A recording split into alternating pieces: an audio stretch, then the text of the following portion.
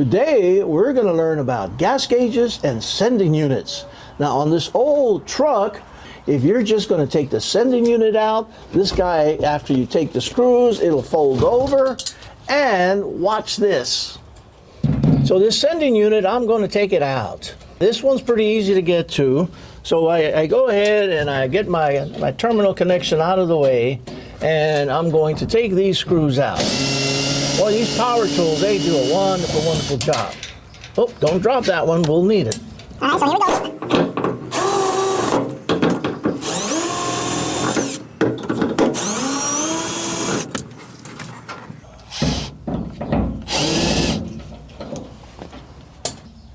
go. This one I put in, about a month and a half, maybe 2 months ago, and I'm very disappointed. It worked at first, but then it quit. But it's the gauge. But let me show you how this particular design of the universal is not desirable. Let's go over to the bench. This is the one I just took out of that old truck. Now it's a universal fuel sending unit, and if you loosen the screws, it gives you all kinds of adjustment. Now this has to reach the bottom of the tank, so I wound up making it this long. Now you also have to cut this rod to make sure that it's not too long, and before it was over I had to tweak it just a little bit and give it that bend so it would be more accurate. I was so happy with my gas gauge until it quit.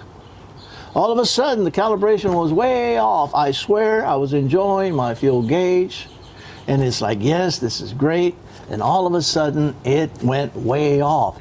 What's wrong? I did the testing, and it turned out to be this CCC. What's that? Cheap Chinese crap. Yes, it works, but it doesn't last, so what good is it?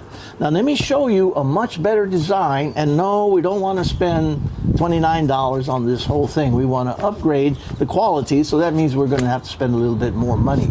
Let me show you a much better design. Live and learn again. Don't buy the cheapest one. It doesn't last. Now this one cost me about $50, and I expect it to last. Okay, now this design, I've never seen it before, but I like it. The only problem is you have to know what the length is. Like, I had to measure my fuel tank, and it was just under 12 inches, so I got the 11 inch. These guys come in 9, 10, 12, 15, and you can see the design is so much better. There's actually no contacts of the wires in the variable resistor.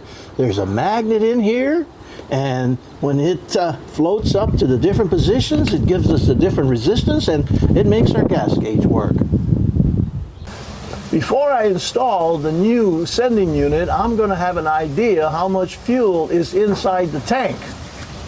I'm looking, and I can see about half a tank, so when I'm done, I expect the gauge to give me about half a tank. Here we go. Let's put this guy in there and make it work.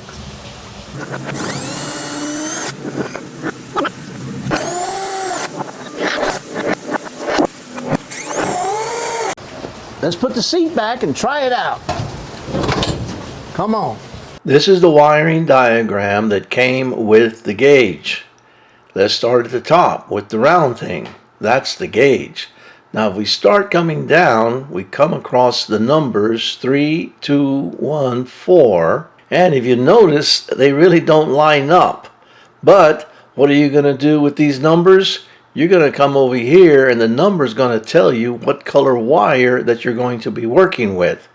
So the way I always explain it, you do one wire at the time. Let's start with number 1, which is going to be the red wire. The red wire goes to the ignition switch. This is going to mean that this is going to be a key on hot. So number 1, red wire, goes to a key on hot. Number 2, the black wire is the signal input. That's the one that's going to the sending unit. It's going to be a black wire, and on the sending unit there was a black wire, so we matched it up. Number 3, Number 3 is the orange wire that goes to the black light, and it gives us a little positive symbol. That means the illumination. Now, number 4 is the blue wire that goes to ground. It's not that difficult to hook up. Now, the sending unit, if you'll notice, one of the wires does go to the ground, and the other wire goes to number 2. So I wired it up just like this, and let's see if it works. Okay, key on. Wow, it's like a new gauge.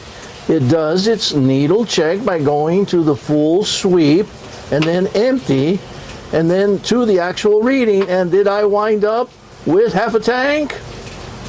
And beautiful. I have a working gas gauge. I'm going to enjoy it.